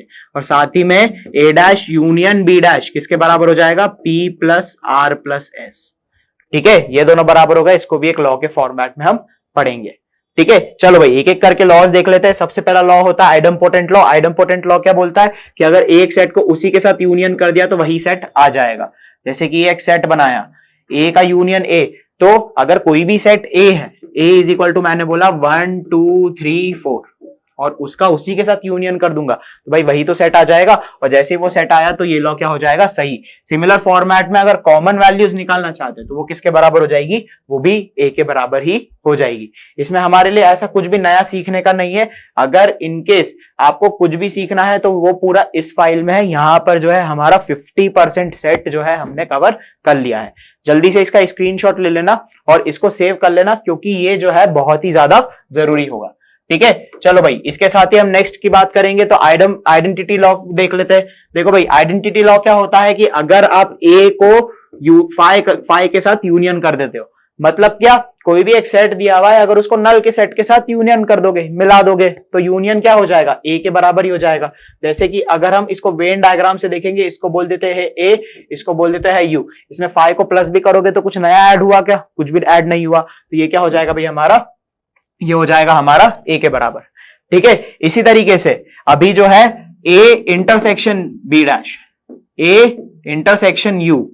अब देखो अगर यूनिवर्सल सेट, ये जो बड़ा वाला सेट है इसको यू बोल लेते हैं और जो छोटा वाला है ए, इन दोनों में कॉमन क्या है, केवल और केवल ए वाला हिस्सा, तो ये किसके बराबर हो जाता है, ए के बराबर। चलो इसी बेसिस पर हम एक रूल और पढ़ेंगे। अगर हम यू डैश की बात करेंगे तो यू डैश किसके बराबर होता है, फाई के बराबर होता है। ठीक है, मतलब कि कॉम्प्लीमेंट ऑफ यूनिवर्स, यूनिवर्स का कॉम्प्लीमेंट क्या होगा, कुछ भी नहीं। ठीक है, और अगर कुछ भी नहीं हुआ तो हम कुछ भी नहीं को किसके देखते हैं, फाई से देखते हैं, तो यू डैश किसके बराबर हो जाएगा, फाई के बराबर हो जाएगा। इसी तरीके से अगर हम बात करेंगे हमारे दो सेट की बात करी, ये हो गया एक सेट ए, ये हो गया सेट बी, और इनके बीच में अगर कुछ भी कॉमन नहीं है तो इन दोनों को क्या बोल देंगे हम, इन दोनों को बोल देंगे डिसजॉइंट सेट। क्या बोलेंगे, डिसजॉइंट सेट। ठीक है, अब देखो एक चीज और, इसी बेसिस पर जो है हम कार्डिनल नंबर के भी कुछ लॉज देखेंगे और वो जो लॉज है वो हमारे लिए बहुत ही ज्यादा जरूरी होने वाले हैं। लेकिन उसके पहले हम और आइडेंटिटीज देख लेते हैं। देखो भाई तीसरी आइडेंटिटी रहेगी कम्यूटेटिव। जैसा कि हम प्लस और मल्टीप्लीकेशन में कम्यूटेटिव लगाते हैं, सेम टू सेम यहां पर भी लगा सकते हैं। और वो प्रॉपर्टी क्या रहेगी, इफ ए यूनियन बी अगर हमें दे रखा है, ठीक है, जैसे कि हमने ये वेन डायग्राम बनाया था, यहां पर था हमारे पास ए, यहां पर था बी, इसको बोल दिया था पी क्यू आर और इसको बोल दिया था एस। तो ए यूनियन बी किसके बराबर हो जाएगा, P plus Q plus R. B union A किसके बराबर हो जाएगा, R plus Q plus P, दोनों बराबर है। तो ये वाली जो है हमारी कम्यूटेटिव लॉ, और सेम टू सेम लॉ जो है वो काय में लगेगा, हमारे इसमें इंटरसेक्शन में। और आपको एक चीज ध्यान रखना है कि यूनियन और इंटरसेक्शन ही जो है वो क्या होते हैं, हमारे कम्यूटेटिव। अगर आप a माइनस बी की बात कर दो इसमें, तो a माइनस बी किसके बराबर हो जाएगा, p के बराबर, और b माइनस ए किसके बराबर हो जाएगा, r के बराबर। ये दोनों बराबर है क्या, नहीं है, तो ये कम्यूटेटिव होगा क्या, नहीं, डिफरेंस कम्यूटेटिव नहीं होगा। सिमिलर फॉर्मेट में कॉम्प्लीमेंट भी कम्यूटेटिव नहीं होता। अच्छा एक बात बताओ, a इंटरसेक्शन a डैश अगर मैं कॉम्प्लीमेंट और किसी भी गिवन सेट का जो है इंटरसेक्शन कर देता हूं तो ये किसके बराबर हो जाएगा, ये हो जाएगा हमारे फाई के बराबर। ठीक है, चलिए भाई इसी के साथ एसोसिएटिव लॉ, यूनियन और इंटरसेक्शन हमेशा एसोसिएटिव होते हैं। इसमें हमें ऑलरेडी पता है प्लस और मल्टीप्लीकेशन वाला ही रूल यहां पर लगेगा। ठीक है, डिस्ट्रीब्यूटिव, देखो भाई डिस्ट्रीब्यूटिव ना थोड़ा सा अलग है। इसका जो डिस्ट्रीब्यूटिव है थोड़ा सा अलग है। अगर हम इसको ध्यान से देखते हैं तो A union B intersection C किसके बराबर हो जाएगा, A union B intersection A union C. यानी कि क्या, अगर आपने इस यूनियन को अंदर भेजना चाहा तो ये दोनों में बटेगा और ये वाला साइन बीच में लग जाएगा, ठीक है। और अगर आप इसको इनकेस वेन डायग्राम से समझना चाहते हैं तो देखो भाई, ये हो जाएगा ए, ये हो जाएगा बी, ये हो जाएगा सी, ठीक है। इन सभी के नाम रख देते हैं, इन सभी के नाम रखते हैं M N O P Q R S और टी। कितने रीजन्स बने, 8 रीजन्स, और इन 8 रीजन्स के बेसिस पर हम पूरी की पूरी सेट थ्योरी खत्म कर देंगे, ठीक है। देखो भाई, A union B intersection C, अगर मैं बी इंटरसेक्शन सी निकालता हूं तो बी इंटरसेक्शन सी किसके बराबर हो जाएगा, हमें पता है बी इंटरसेक्शन सी जो है वो एस प्लस आर के बराबर हो जाएगा। इन दोनों के बीच में कॉमन क्या है, एस और आर, एस भी कॉमन है आर भी कॉमन है, तो दोनों काउंट होंगे। वहीं पर अगर मैं ए की बात करूंगा तो ए किसके बराबर हो जाएगा, ए जो है वो बराबर हो जाएगा हमारे M plus P plus Q plus S, ठीक है। और अगर आपने इन दोनों का यूनियन कर दिया तो ये किसके बराबर हो जाएगा भाई, M plus P plus Q plus R plus S, इन्हीं के बराबर हो रहा है, ठीक है। और अगर आप ए यूनियन बी करते हो तो ए यूनियन बी हो जाएगा आपके पास M plus P plus N plus S plus R plus Q, ठीक है। ये हो गया हमारा ए यूनियन बी। और ए इंटरसेक्शन सी करते हो तो ए यूनियन सी में भी सेम टू सेम होगा, और अगर आप देखोगे तो इन दोनों का कॉमन सेम ये आ जाएगा, ठीक है। तो इस तरीके से हम वेन डायग्राम से भी जो है इसको प्रूव कर सकते हैं। अगर ये इनके समझ में नहीं आया हो तो 45 सेकंड जो है रिवाइंड कर लेना, क्योंकि ये जो 45 सेकंड से ये आपके सारे क्वेश्चन सॉल्व करवाएगा। सेम टू सेम फॉर्मेट में हम इस लॉ को भी प्रूव कर सकते हैं। डी मॉर्गन्स लॉ देखते हैं भाई, डी मॉर्गन्स लॉ क्या बोलता है, अगर ए यूनियन बी का डैश है तो ए यूनियन बी का डैश किसके बराबर हो जाता है, ए डैश इंटरसेक्शन बी डैश। और ये हम थोड़ी देर पहले ही प्रूव कर चुके हैं इस वाली फाइल में, जरा एक बार ध्यान करो। ये देखो, ए यूनियन बी का डैश किसके बराबर आ गया था, एस के बराबर, और A dash intersection B dash किसके बराबर आ गया था, एस के बराबर। सेकंड डी मॉर्गन्स लॉ क्या बोलता है, ए इंटरसेक्शन बी का dash P plus R plus S, और A dash union B dash भी किसके बराबर आ गया था, P plus R plus S के बराबर आ गया था, ठीक है। तो इस तरीके से जो है हमने डी मॉर्गन्स लॉ भी प्रूव कर दिए हैं। चलिए भाई, अब कार्डिनल नंबर की कुछ प्रॉपर्टीज देख लेते हैं, 2-3 प्रॉपर्टीज रह गई है और उसके बाद हम इमीडिएटली क्वेश्चंस पर आएंगे, ठीक है। तो देखो भाई, अगर मैं N of A union B की बात करूंगा, N of A union B, तो ये होना चाहिए N of A plus N of B के, ठीक है। हम जो है इनको वेन डायग्राम से भी समझ लेते हैं। ये हो गया ए, ये हो गया बी, और इधर जो है हमारा क्या आ जाएगा, इधर आ जाएगा P, इधर Q, इधर R और इधर S, ठीक है। तो N of A union B में क्या क्या चाहिए हमको, P plus Q plus R। A में क्या आ जाएगा, P प्लस Q, B में क्या आ जाएगा, Q प्लस R। जो हमने वेन डायग्राम बनाया था वापस से वही कर रहे हैं। तो यहां पर Q रिपीट नहीं हो रहा है, हमें Q को तो गायब करना पड़ेगा। तो जैसे ही Q को गायब करने जाएंगे तो यहां पर हम माइनस क्या कर देंगे, जैसे ही हम माइनस करेंगे तो ये क्या हो जाएगा, N of A intersection B। और ये जो है हमारा कार्डिनल नंबर की सबसे पहली और सबसे जरूरी प्रॉपर्टी आ गई है, ठीक है। क्योंकि इसी बेसिस पर जो है कम से कम मिनिमम टू मिनिमम एक क्वेश्चन एनडीए में आता ही आता है, ठीक है। तो ये वाली जो प्रॉपर्टी है ये आपको पक्के में पता होनी चाहिए, इसके बेसिस पर मिनिमम एक क्वेश्चन आएगा ही आएगा, ठीक है।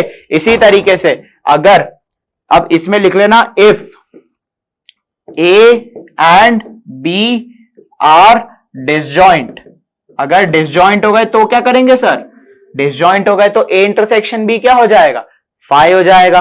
और जैसे ही फाई हो गया तो हमारा N of A union B जो है वो किसके बराबर हो जाएगा, N of A plus N of B, ठीक है। N of A union B किसके बराबर हो जाएगा, N of A plus N of B. और ये क्या है भाई, कार्डिनल नंबर को रिप्रेजेंट कर रहे हैं, ठीक है। अब अगर 3 सेट की बात करेंगे, किसकी बात करेंगे हम, 3 सेट की, तो एक चीज ध्यान रखना, अगर हम 3 सेट की बात कर रहे हैं, ठीक है, तो 3 सेट की अगर बात करने गए तो अगर हम यहां पर हमने 3 सेट का जो है बना दिया हमारा वेन डायग्राम, ठीक है, या फिर अच्छे फॉर्मेट में बनाते हैं थोड़ा, जिससे कि आपको और क्लियरली समझ में आएगा।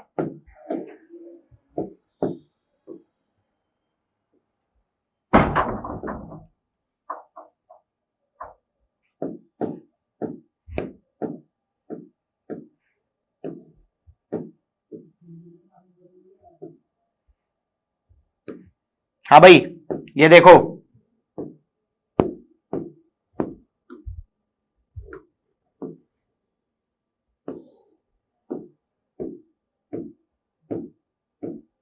देखो भाई, ये वेन डायग्राम है, ये हमारा पहला वाला सेट हो गया, ये हो गया दूसरा वाला सेट, और ये रख लिया हमने तीसरा वाला सेट। ठीक है, अगर हम इसको ध्यान से देखें, हमारे पास कितने रीजन्स बन रहे हैं, अगर हम इसी को ध्यान से देखते हैं और लिख देते हैं, तो ये हो गया ए, ये हो गया बी, ये हो गया सी, और हमारे पास रीजन्स बनेंगे टोटल कितने, 8। ठीक है, वापिस से नेमिंग कर देते हैं, M N O P Q R S और टी। ठीक है, अगर आप इनके रीजन्स को प्रॉपर फॉर्मेट में जमाते हैं, ठीक है भाई, तो देखो भाई, N of A union B union C जो है वो किसके बराबर हो जाता है, N of A plus N of B plus N of C. A जो है किनका सम हो जाएगा, एम पी एस क्यू, ऐसे ही बी किसका सम हो जाएगा, एन पी एस आर, और क्यू किसका सम हो जाएगा, ये जो है हमारा सी ओ क्यू एस आर। ठीक है, अब इसमें से हमें जो जो भी रिपीट हो रहा है वो माइनस करना पड़ेगा, तो माइनस क्या क्या करेंगे, N of A intersection B minus N of B intersection C minus N of A intersection C. अब देखो, ए इंटरसेक्शन बी क्या हो जाएगा, पी एस, ऐसे ही A intersection C Q S और B intersection C S R. जैसे ही ये हुआ तो हमें पता चलेगा कि हम एस को गायब कर देंगे, तो हम क्या करेंगे, N of A intersection B intersection C. अब देखो, इस वीडियो में आपको सभी के सभी कंसेप्ट पढ़ा दिए गए हैं, और अगर आपने ये वीडियो देख लिया तो जो हमारे सेट के डायरेक्ट 3 से 4 क्वेश्चन आते हैं, आप वो 100% सही लगा के आने वाले हो। लेकिन वो क्वेश्चंस क्या है वो भी तो हमें देखने पड़ेंगे। तो अब जो है, अब हम आएंगे क्वेश्चंस पर, लेकिन उसके पहले एक चीज और ध्यान रखना, आप लोगों के लिए एक छोटा सा टास्क है, बहुत ही छोटा सा, बाकी सभी चीजें मिल गई है, बस आप जो है इस वाली स्पेसिफिक आइडेंटिटी को, क्योंकि ये ज्यादातर बच्चों को याद करने में थोड़ी सी टफ रहती है, बहुत थोड़ी सी लेकिन टफ लगती है। तो उसके लिए आप लोग क्या करोगे, इसको जो है इस वेन डायग्राम की मदद से एक बार प्रूव करोगे। ठीक है, चलिए भाई, इसी के साथ क्वेश्चंस स्टार्ट करते हैं हम, और क्वेश्चन समझना स्टार्ट करते हैं। A set contains N elements then the power set contains. देखो भाई, पावर सेट वाला हम कंसेप्ट पढ़ चुके हैं, और सबसे पहला क्वेश्चन ही वो आया। हमें पता है, अगर हम बात करेंगे पावर सेट की, तो उसमें टोटल एलिमेंट कितने होंगे, 2 की पावर n। क्यों, क्योंकि नंबर ऑफ सबसेट जो है n पर डिपेंड करेंगे, और ये n क्या रहेंगे भाई, number of elements in a given set. ठीक है, चलिए भाई, इसी के साथ सेकंड क्वेश्चन पर आते हैं। सेकंड क्वेश्चन की बात करेंगे। If E is the universal set and A is equal to B union C, then the set E minus E minus E minus, इधर ब्रैकेट लगेगा, E माइनस A। देखो भाई, E जो है यूनिवर्सल सेट है, एक एक करके सॉल्व करेंगे। ठीक है, अगर मैं E माइनस ए की बात कर दूंगा, हमें पता है, देखो हमने जब यूनिवर्सल सेट पढ़ा था तो हमने एक रूल और पढ़ा था, 2 मिनट में उसको वापस से रिवाइंड कर लेते क्योंकि वो हमें काम आने वाला है। ठीक है, देखो भाई, यूनिवर्सल सेट में हमने पढ़ा था कॉम्प्लीमेंट, यूनिवर्सल सेट के बाद कॉम्प्लीमेंट, और आपको ये चीज मैंने बताई थी कि कोई भी सेट ए है, ए का क्या, हमारा ए का कॉम्प्लीमेंट वो क्या होता है, यूनिवर्सल सेट में से उस गिवन सेट को हटा दो तो क्या हो जाता है उसका कॉम्प्लीमेंट। तो हम ऐसा लिख सकते हैं ना कि A dash is equals to U minus A, same to same हम इधर लगाए। अब देखो भाई, ये जो है ई, इधर ई क्या हो जाएगा, ई जो है हमारा हो जाएगा यूनिवर्सल सेट, तो ई माइनस ए को ए डैश लिख सकता हूं क्या। अब अगर इसको मैंने पूरे को लिख दिया ए डैश, और इसको E से माइनस कर दिया, E माइनस ए डैश, तो E माइनस ए डैश क्या हो जाएगा, अगर यूनिवर्सल सेट में से कॉम्प्लीमेंट को हटा दोगे तो हमारे पास ओरिजिनल सेट आ जाएगा। तो E माइनस ए डैश किसके बराबर हो गया, A। इस E के पास गए तो A डैश, और इस सेट के पास आ गए तो A, तो हमारा जो आंसर है वो क्या हो जाएगा, A के बराबर। ये जो पूरा का पूरा है, E minus E minus E minus E minus A is equals to क्या हो जाएगा, A। क्यों, क्योंकि हमें पता है कि ये जो है ये हो गया A डैश, तो ये दोनों मिलके क्या बना देंगे A, ये दोनों मिलके क्या बना देंगे A डैश, और ये दोनों मिलके क्या बना देंगे A। तो ये पूरा किसके बराबर हो गया, A, और हमें दे रखा है A is equals to B union C, तो हमारा आंसर क्या हो जाएगा, ऑप्शन बी। बड़ा ही आसान सा सवाल था। नेक्स्ट क्वेश्चन पर चलेंगे। देखो ये जो सारे क्वेश्चन है कंसेप्ट बेस्ड है, लैंग्वेज में भी फंसाने की कोशिश करी गई है हमको, लेकिन ना ही हम लैंग्वेज में फंसने वाले हैं और ना ही हम हमारे कंसेप्ट में फंसने वाले, क्योंकि हमने वो सारी चीजें समझ रखी है। अब देखो अगर इस क्वेश्चन की बात करते हैं, ठीक है, तो क्या बोल रखा है, if a is equal to 4n+2 where n is a natural number, ठीक है, और b इज इक्वल टू क्या दे रखा है 3n where n is a natural number, ठीक है, तो आपको a इंटरसेक्शन b निकालना है। कौन से फॉर्मेट में दे रखे भाई, हमें दिख रहा है कि ये दोनों क्या है, सेट बिल्डर फॉर्म। और अगर सेट बिल्डर फॉर्म की बात करेंगे तो हम जो है पहले सेट बिल्डर में डील नहीं करते हुए उसको कन्वर्ट काय में करते हैं, हमारे रोस्टर में। हमें पता है ये कैसा फॉर्म है, सेट बिल्डर, ठीक है। तो रोस्टर में कन्वर्ट करें तो देखो भाई ए क्या हो जाएगा, पहले जो है इसमें 1 डालो तो 4 1 जा 4 + 2 कितना हो गया 6, तो ये इधर क्या आ जाएगा 6, फिर 2 डालोगे तो आ जाएगा 10 14, फिर क्या आ जाएगा भाई, फिर आपको पता चलेगा 18 22 और ऐसे जाती जाएगी आपकी गाड़ी इनफाइनाइट तक।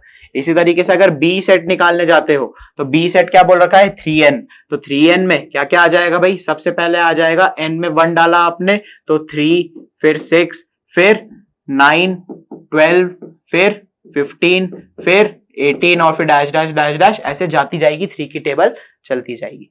अगर आपने A इंटरसेक्शन B निकाला तो आपको दिख रहा है कि A इंटरसेक्शन B जो है उसमें 6 और 6 कॉमन है, ठीक है, 6 और 6 कॉमन है, 18 और 18 कॉमन है, ठीक है। उसके बाद जो नेक्स्ट नंबर कॉमन रहेगा वो रहेगा 30, ठीक है, फिर क्या रहेगा 42।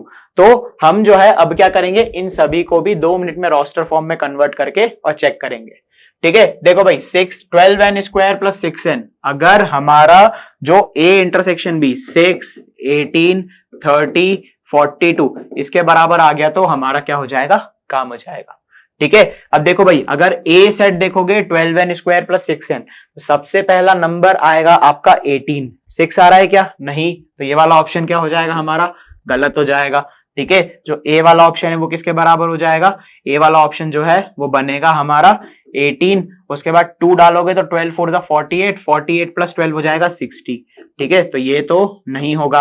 अगर बी वाले ऑप्शन को देखते हो तो 1 डालो 24 - 12 कितना हो जाएगा, 24 - 12 हो जाएगा 6, सॉरी ये हो जाएगा 12 12 आ रहा है क्या कहीं से कहीं तक, 12 भी नहीं आ रहा है, फिर आ जाएगा अपना भाई 48 - 12 36, तो भाई ये जो है ये भी गलत है, तो हमारा ये वाला ऑप्शन भी गलत हो गया। इसी तरीके से अगर आप सी और डी को भी देख लेते हो तो आपको पता चलेगा कि इसमें जो होगा हमारा डी वाला ऑप्शन बिल्कुल सही बैठेगा, ठीक है। करा कुछ नहीं है, set builder to roster, roster to set builder करके हमने इमीडिएटली इसको सॉल्व कर दिया। चलिए भाई नेक्स्ट क्वेश्चन देखते हैं। If A and B are 2 disjoint set then which one of the following is correct. अगर ए और बी डिसजॉइंट सेट है, डिसजॉइंट मतलब क्या, A intersection B is equal to 5, A intersection B is equal to 5, तो देखो भाई इनमें से कौन कौन से सही है, ये हो जाएगा A, ये हो जाएगा B। हम इनमें एरियाज को नाम दे देते हैं। देखो वैसे तो एरियाज को नाम देने की जरूरत है नहीं, फिर भी हम दे देते हैं ताकि हम कंफ्यूज ना हो। इसको बोल दिया P, इसको बोल दिया Q, इसको बोल दिया R। देखो भाई A जो है वो P के बराबर हो गया, B जो है वो Q के बराबर हो गया, A' जो है वो हो जाएगा Q + R और जो B' है वो हो जाएगा P + R। अब एक एक करके देखते हैं। A - B, A - B मतलब विद एक्सक्लूसिव है, तो ये पूरा किसके बराबर हो जाएगा, ये हो जाएगा P के बराबर। A जो है P और A इंटरसेक्शन B क्या है 5, P में से आप 5 को माइनस करोगे तो P, तो फर्स्ट वाला ऑप्शन तो सही है। लेकिन देखो फोर्थ वाला अगर आप ऑप्शंस के हिसाब से देखते हो तो आप इमीडिएटली फर्स्ट वाला लगा के आ जाओगे, लेकिन ये क्या है, एक छोटा सा, बहुत छोटा सा लेकिन बहुत ही बिल्कुल कारगर ट्रैप है। क्यों, क्योंकि हम जो है पेपर में टाइम के प्रेशर में रहते हैं, कोशिश करते हैं हम कि जल्दी से जल्दी पूरा का पूरा इसको सॉल्व करें, और जहां ऑप्शन लगाया वहां ऑप्शन लगाया, OMR भरी और चलो, ठीक है। लेकिन ये अप्रोच हमें हर क्वेश्चन में नहीं लगानी है, मैक्सिमम क्वेश्चंस में बाकी के ऑप्शंस को भी देखना है। देखो भाई B - A' करोगे अगर आप, B में से A' तो ये किसके बराबर हो जाएगा, देखो B में से आप A' कर रहे हो तो Q में से ये पूरे को हटा रहे हो तो ये किसके बराबर हो गया 5 के, ये भी 5 के, तो भाई B भी सही है और इसी तरीके से C भी सही हो जाएगा, तो हमारा आंसर क्या होगा D। हमें ऑप्शन को देखते हुए चलना है और हमारा आंसर इस हिसाब से क्या हो जाएगा, डी। चलिए भाई इसी के साथ नेक्स्ट क्वेश्चन देखते। If x is equals to multiples of 2, y is equals to multiples of 5 and z is equals to multiples of 10, ठीक है, तो आपको x intersection y intersection z निकालना है। अच्छा x किसके बराबर हो जाएगा, 2, 4, 6, 8, 10, 12 सारे के सारे इवन नंबर्स। फिर y जो है किसके बराबर हो जाएगा, ये हो जाएगा 5, 10, 15, 20 और डैश डैश डैश। और जो हमारा z है, z क्या बोल रखा है, मल्टीपल्स ऑफ 10, तो किसके बराबर हो जाएगा, 10, 20, 30, 40, 50 और ऐसे डैश डैश डैश।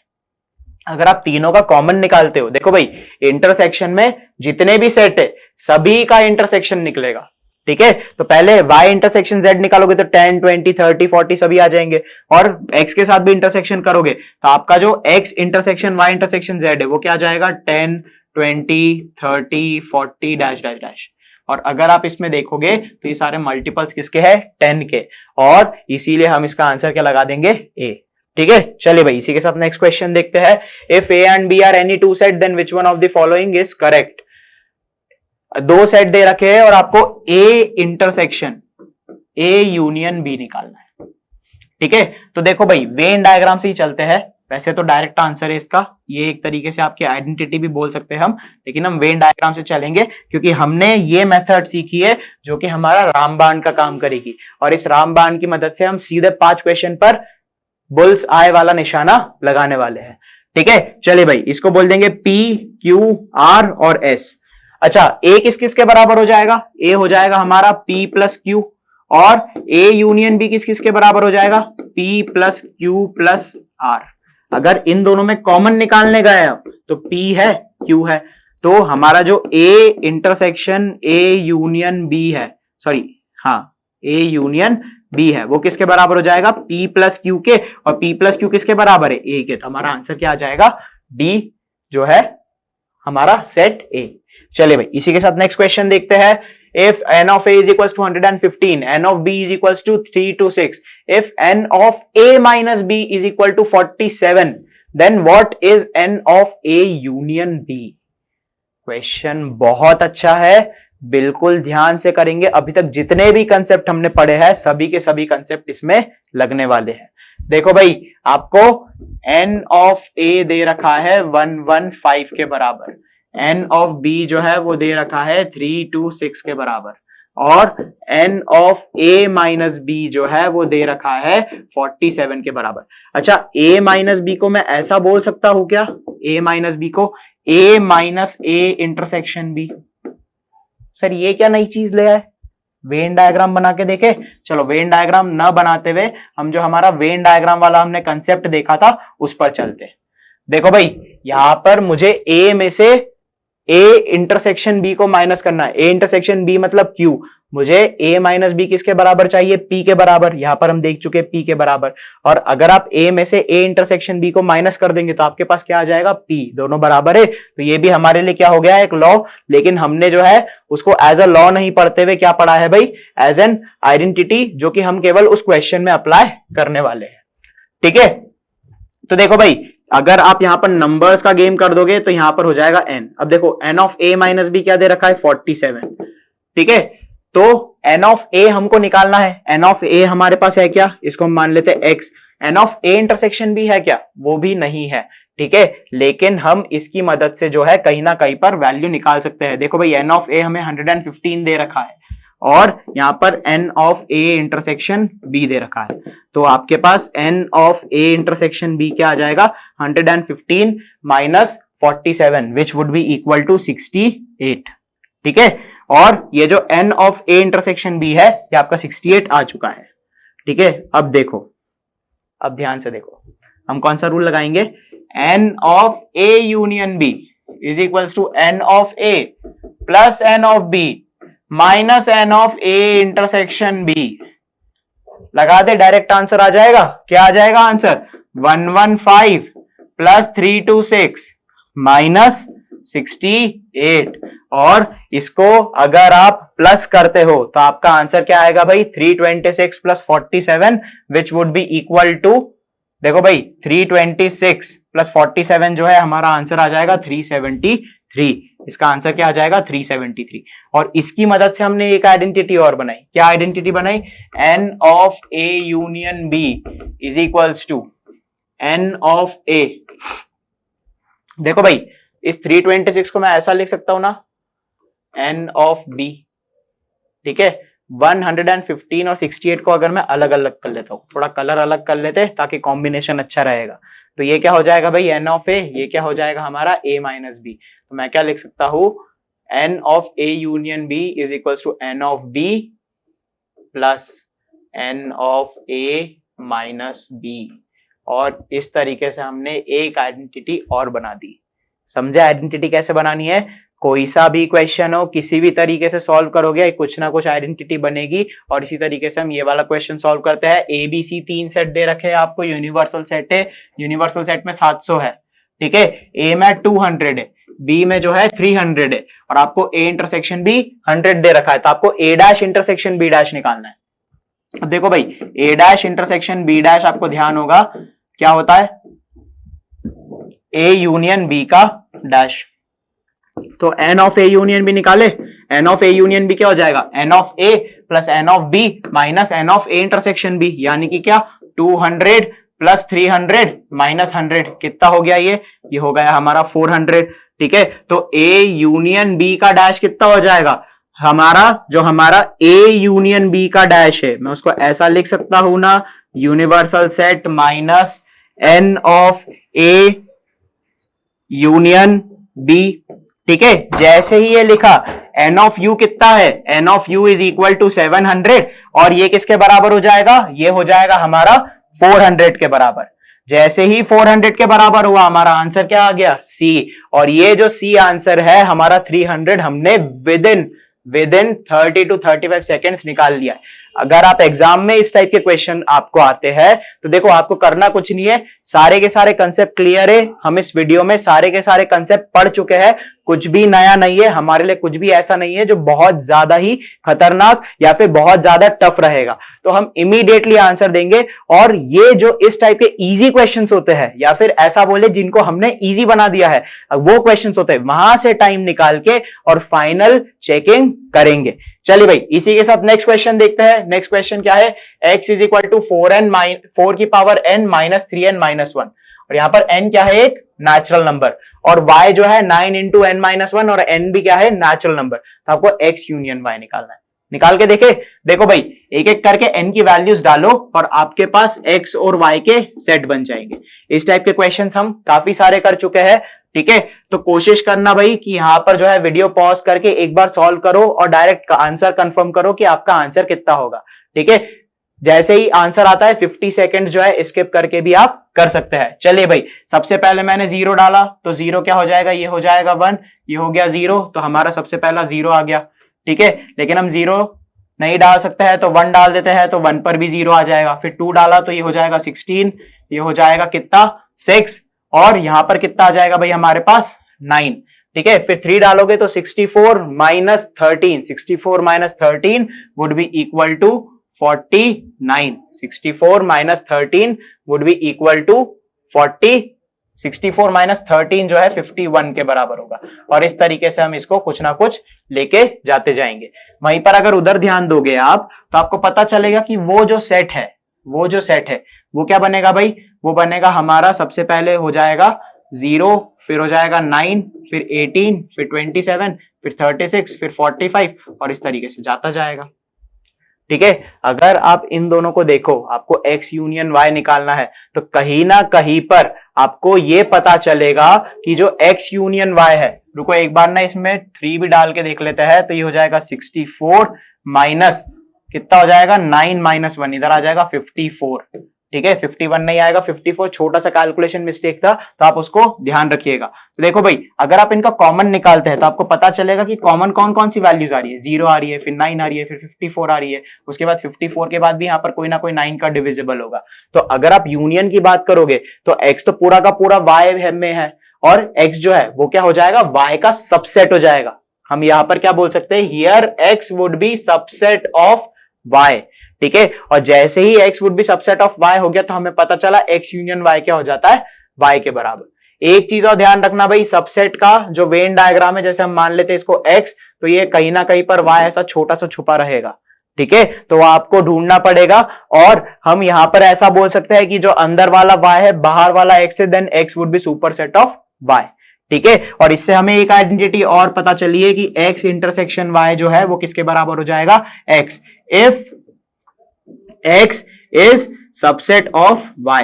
इन दोनों के बीच में कॉमन क्या रहेगा भाई, हमारा जो छोटा वाला सेट रहेगा वो, ठीक है। चलिए भाई, इसी के साथ आज का हम लास्ट क्वेश्चन देखते हैं, और इस फाइल में मैंने कुछ क्वेश्चंस आपके लिए ऐड करे हैं ताकि आप लोग जो है क्या करोगे, प्रैक्टिस करोगे, ठीक है। उसके पहले ये वाला क्वेश्चन देखते हैं। Two finite set have m and n elements respectively, the total number of subset of the first set is 56।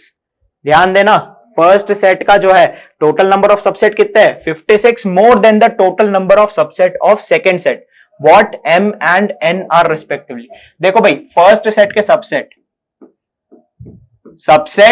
Of first set कितने हो जाएंगे, 2 की पावर m, और सबसेट ऑफ सेकेंड सेट कितने हो जाएंगे, subset of second set is equals to 2 की power n, ठीक है। तो आपको क्या बोल रखा है कि फर्स्ट वाले सेट में सेकंड वाले सेट से 56 ज्यादा है, यानी कि मैं ऐसा बोल सकता हूं कि देयरफॉर 2 की power m is equals to 56 plus 2 की पावर n। अगर आप इसको कंपेयर करोगे ना तो बस m और n में ऑप्शंस डाल लो, जैसे ही आप ऑप्शंस डालोगे तो आपको पता चलेगा कि आपका आंसर क्या हो जाएगा, b।